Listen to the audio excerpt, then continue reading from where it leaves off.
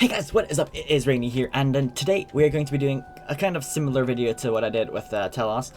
So I didn't get the 100% back then on stream, but I did like a video afterwards, post-kill kind of, to just demonstrate what my tactics were and stuff, and just talk over basically the clip. So as you can see now, I'm doing it. I had with me a scrimshaw, superior scrimshaw of the elements. I had with me I believe it was Dark Magic Aura, and then that basically puts a damage over time effect or corruption effect on my target. I then also brought with me Supreme Overloads. I have the Prayer Renewals, or Super Prayer Renewals, I think, combination potions, both of those. I have Poison Plus Plus, cannot talk, as well as two super restores. Don't really need more than that. I have with me my enhanced Excalibur, which I generally use at the start of the fight, and then whenever it goes off cooldown just to save food. I have with me Dread Nips, which do a little extra DPS.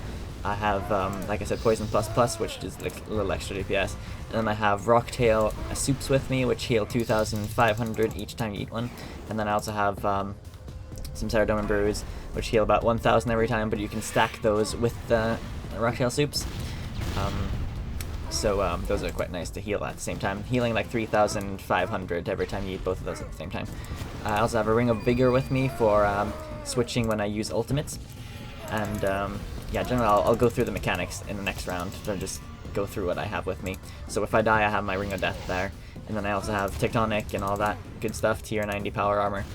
And I'm using magic, obviously, with Noxious Sight. What else can I say about the setup? I have a Steel Titan with scrolls with me for when I run out of food, because that's going to happen on phase 4, most likely. And yeah, and then I also have with me, in this run I'm using Blood Magic, so Blood Barrages. They heal a little bit, so I think their DPS is slightly lower though, so yeah, but that's a trade-off for more healing. Without anything else, like, I'm almost done with the first phase now. The first phase, you shouldn't be using too much food. What I wanted to try to focus on this phase was that I didn't really want to use any of the Rocktail Soups. I wanted to use the brews, because in the final phase, you're going to want to heal very fast. And that's hard if you've already eaten all of your Rocktail Soups, which you might be using most of them in the last phase anyway. So what I wanted to do is just kind of drink the brews now while it's like slower damage, and that way you can kind of endure yourself a bit more, and yeah, you'll have them for later when you actually need them. So going into phase 2, the mechanics are fairly simple in this fight. They're not too difficult. There are basically 3 main attacks you're going to be looking at for. One of them he doesn't do in phase 1, that's basically the Wrath attack. He starts doing that in phase 2. But the main 3 he does is he calls upon Gillinor to do a beam attack. You avoid that by just walking away. He also has an attack where he summons lots of bombs. What you do for that one is you just walk away as well. You'll see on the ground where the bombs are supposed to be going. So those red bombs there, exactly those. You'll see the black dots on the bottom of the ground. So don't stand in the radius around them either, because they explode. Then the third attack you're going to be looking out for is the one where it teleports you to the middle, and then Gillinor, the giant thing in the middle there, basically a creature filled with souls, will slam you. And yeah, to avoid that, you can either use any defensive abilities that block damage, or you can just try to surge away. I generally don't manage to get away fast enough, but overall, if you stay around these areas of the map, so around the pillars of each side of the bridge, that's generally where I like to stand. I do this for a tactical reason as well, because he has a 4th attack he starts using in phase 2, which is called that one right there. I love the timing of this. It's basically, he says, can you withstand my wrath, or something along those lines. And basically he's charging up an attack that hits, I believe, 7,500. So to avoid this attack, you can do a couple things. You can use Barricade. I believe you can Resonance it, and you can yes, you can actually Resonance it, actually, now that I think about it. And then you can also use the safe spot I'm using. Now, I don't think this is intentional completely, but the thing is, when he uses his attack, you will be out of range if you stand in this area. So generally, he will teleport to the middle, and he will say, "Can you withstand my wrath?" And then, if you're not in range, he'll be like, "Oh, you face me, coward!" And then, if you're standing around these areas, he will teleport to a specific spot on the bridge right there.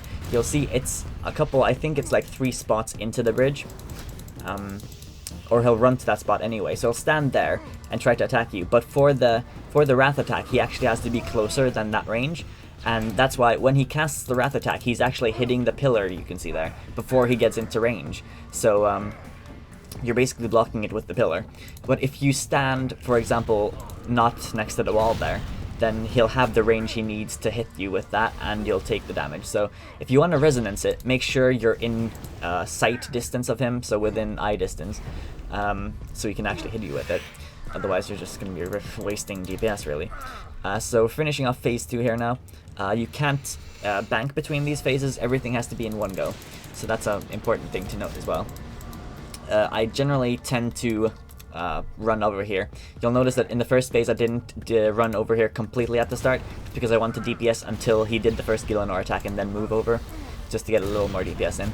Remember to keep using your Dread Nips constantly. That's important, to keep your DPS up, and just remember to keep your poison up as well, because that's going to run out probably once along the fight at least. Hopefully not more than 2 times if you can defeat him that fast.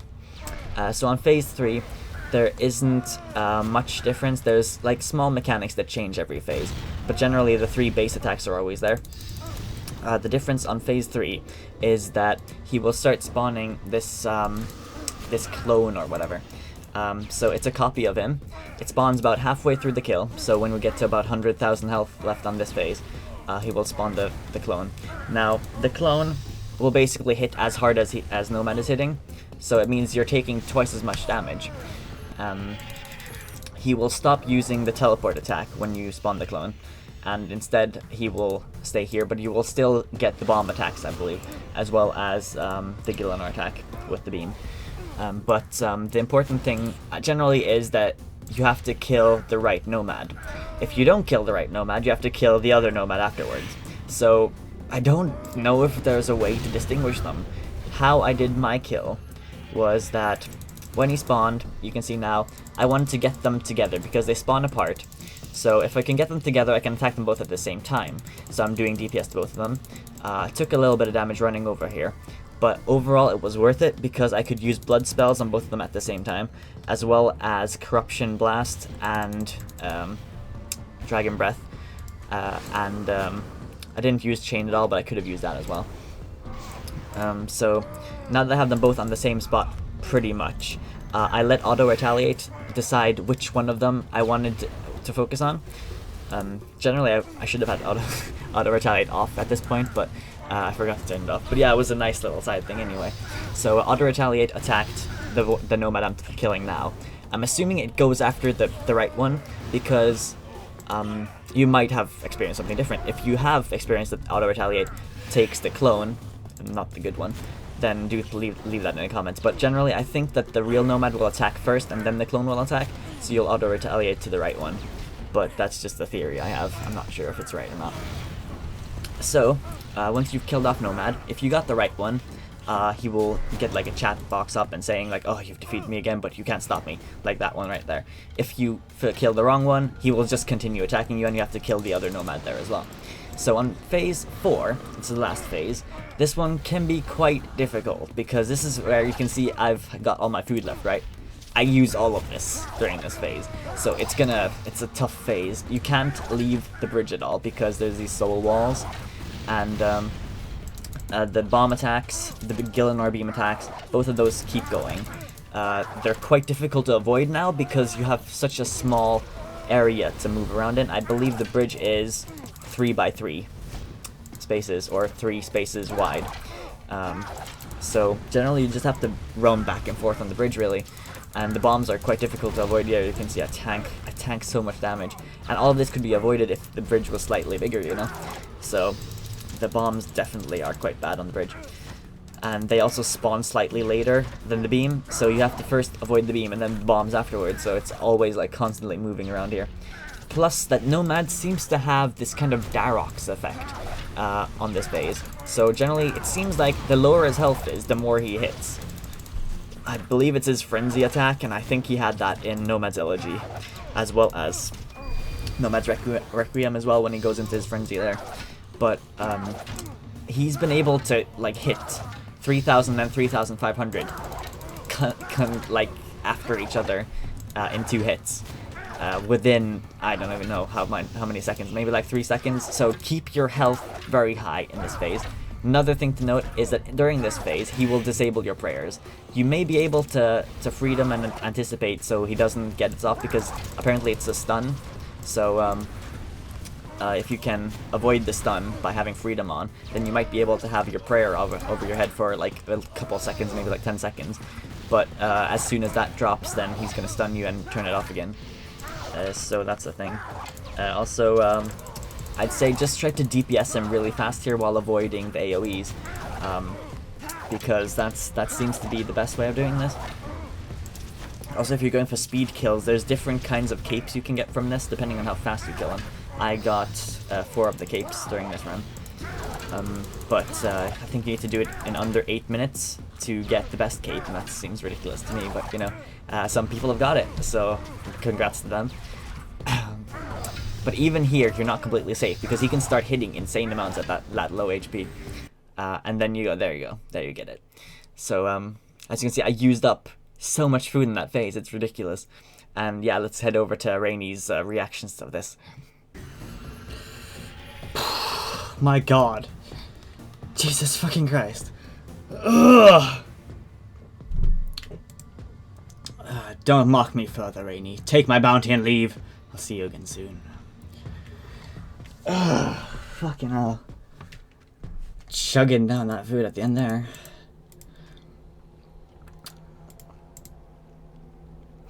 Yes, I got the shadow one. Got the shadow one.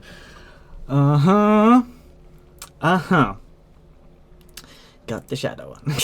That's the only reason. That's the only one I wanted. 657 seconds. I'd like to price check all that. Wait, that's 1, 2, 3, 4. There's 6, isn't there? So about $1 mil. I spent more than that, but you know. Yeah, that's pretty cool. Yeah, I like how the first kill I did off stream I got it. But yeah, I'll take that. I'll take it. I wish it wasn't glitchy though, like that.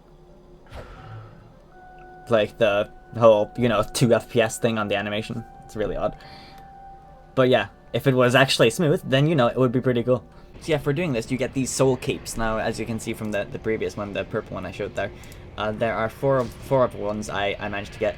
I wanted to show them in the coolness that they deserve, but I can't because there's some kind of NXT bug at the moment for me. It's not affecting anyone else, so it's quite odd. I've posted about it on the NXT forums, so hopefully I can get some support there from the technicians. But all my animations are playing basically very, very jaggedy.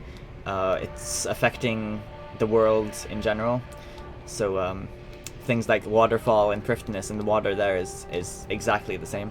But regardless, I can show the ones I got, and you know, they're actually playing smooth and not in like old school 07 frame rates. So yeah, there is the first one. You get this one for just defeating it, and then the faster you do it, the better the capes you get. So you can get this one. This is the Barrows one. This is the Barrows colors. This one is the white one. And then you also have this one here, which is the shadow one. That's the one I wanted the most. Quite fitting with my cape, or generally I just like purple, to be honest, so that's the one I was going for. Happy I got that one. There's also a black one, so just imagine all the skulls being black, and then there's also a red one, signifying like blood dye, you know, from Blue Scrolls. So those are basically skulls just change color, so you know, just imagine that.